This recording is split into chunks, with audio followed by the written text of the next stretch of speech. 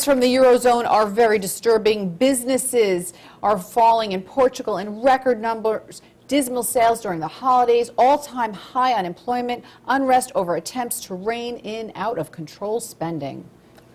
And Dr. Martin Edwards is a political scientist at Seton Hall University. He helps us get beyond the headlines. Welcome, Dr. Edwards. Good morning. Let's start out with an inflammatory question to start our morning. Awesome.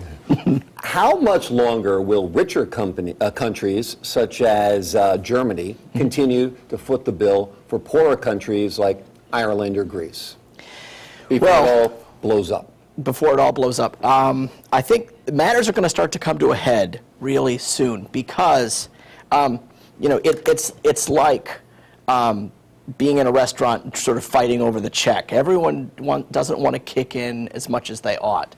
And German voters are really concerned about this. Greek voters, and their elections are coming up in a few months, are understandably concerned about it because they feel like they're bearing the costs of all of this austerity.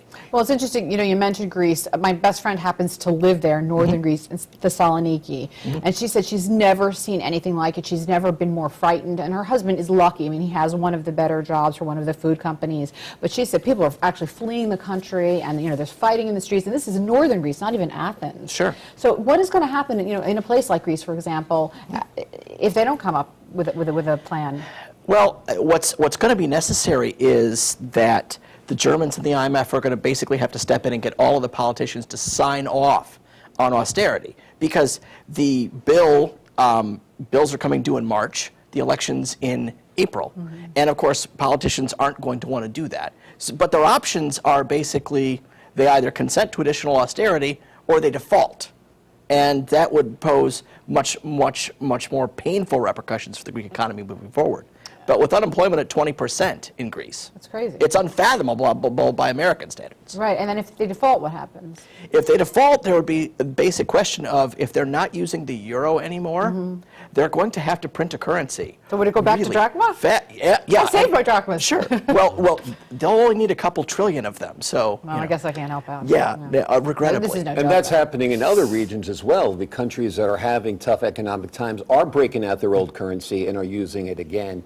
Is the EU something that works well when everybody's rich and everybody's prosperous and spread the wealth around, as somebody in this country likes to say?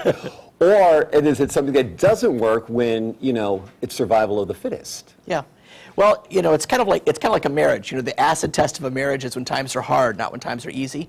And within the Eurozone, there was never agreement on cooperating with budgets. There was always agreement on monetary unification, but never fiscal unification. That's the next step that Europe needs to take. So they almost need more cooperation, and the deficit that they have in terms of fiscal cooperation is what's holding them back. Now, I imagine the answer to this question is globalization, but let's ask you anyway, why should we here in the United States care about what's happening over there? Really simple. The EU as a whole is the world's largest economy, and it's the world's largest trading partner. So on the traded goods side, as the EU continues to sort of shuffle along, that's going to make recovery in the U.S. harder. Not to mention, if the crisis doesn't sort itself out, financial markets are going to get very skittish in the U.S., and that will have ripple effects for the ability of folks to get loans and interest rates here. Are we seeing tensions among different countries in the EU? For example, Germany is doing relatively well.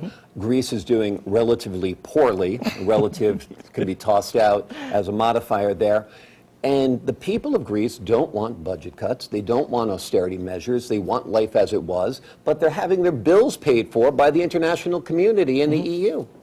Yeah, it's a difficult question.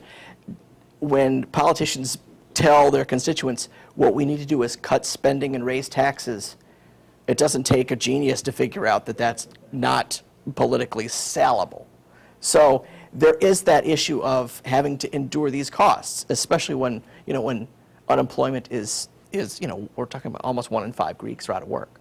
Yeah, just as an example, but it's so, to me, overwhelming that this is happening. And what do you do about it? What is the answer? We're hearing all these options, but what really is the answer?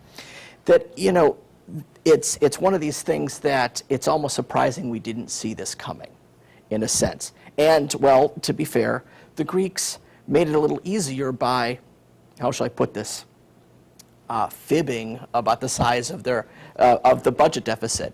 And so it's their sort of deception that has made markets really nervous already anyway. So, it stresses that we need to press for deeper cooperation rather than less. Okay, and do you see a positive side of all of this?